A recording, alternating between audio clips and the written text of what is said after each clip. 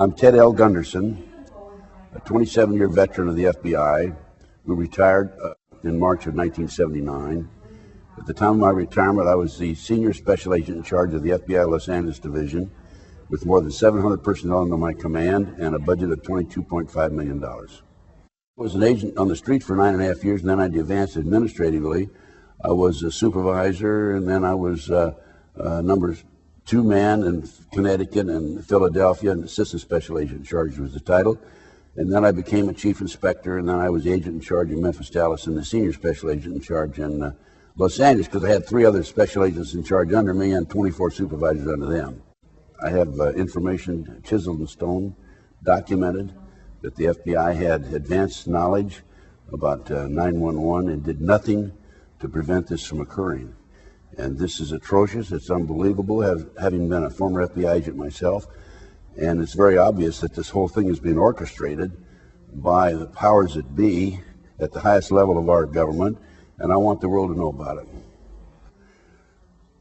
The minute I saw the planes fly in to the tower on television, live as a matter of fact, the question I had in my mind was, there is no way, absolutely no way, that somebody could skyjack 4 planes, 20 people, skyjack 4 planes, in this case 19 individuals, and our government would not know about it in advance. We have, the U.S. government, the most advanced intelligence techniques of anybody in the world, and you'll never convince me we didn't have advanced knowledge about what was going on. We saw the airplanes go in, and it's also a question about whether they're remotely controlled. I don't know about that. I hate to comment on something where I have no documentation, but there's much more to this story than has come out so far. You will never in a million years convince me that those buildings, those towers, collapsed because those planes hit them. I'm confident that they were imploded. As a matter of fact, there were seismograph readings they think from the basement, 2 of them, about the time that the buildings collapsed. There were also molten steel that was in the basement, which is a very high temperature for melting steel, and those planes hit above the 80th floor, so there's no way that airplane fuel could have dropped down that low. Also, there were fires that burned in the basement for some 100 days afterwards. So there's some implication.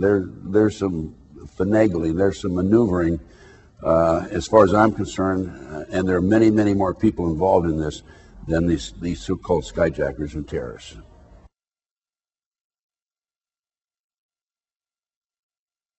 The anti-terrorism legislation was written back in the middle 1980s under the George Bush Senior administration. A female Department of Justice attorney, who was one of the authors, made the statement publicly, before this passes Congress, people have to be killed. Now, if we fast forward to a World Trade Center car bombing in February 1993. At that time, the FBI had a 43-year-old former Egyptian army officer as an informant who was in with the terrorists. He was commissioned by the terrorists to put the bomb together. He went to his FBI superiors, we're going to use a dummy bomb, right? And they said, no, we're going to use a real bomb. So the FBI not only knew in advance that they were going to bomb the World Trade Center, they furnished the ingredients for the bomb, which is absolutely unbelievable that they get away with this. What's unbelievable about it is this was actually printed in the New York Times on October 28, 1993. But they got away with it. And if I was a congressman or senator, I would demand an investigation. Why would the FBI furnish the ingredients for the bomb that brought down or that had damaged the World Trade Center in February 1993? We had 6 people killed there. We had 1,000 people injured. We had a total of 6 citizens who died in the February 1993 World Trade Center car bombing. We had $1,000 worth of 1,000 individuals were injured. We had $500,000 in damage. But there weren't enough people who died to pass the anti-terrorism legislation. So now we fast forward to May the 19th, April the 19th, 1995, Oklahoma City bombing. We had 169 people who died, probably 169 because there was one leg they never did identify. And a year later, the anti-terrorism legislation passed. Now, it wasn't tough enough. I can't prove that there were explosives that were placed in the World Trade Center in the 9/11 situation. However, from what I've seen, an expert on implosions from Albuquerque, New Mexico, who worked for the government under government contract, stated immediately afterwards that the buildings were imploded. And then he retracted his statement and said, well, maybe they were, maybe they weren't. But basically, now he's saying that they weren't imploded. But other experts who have looked at the pictures say that the buildings were imploded.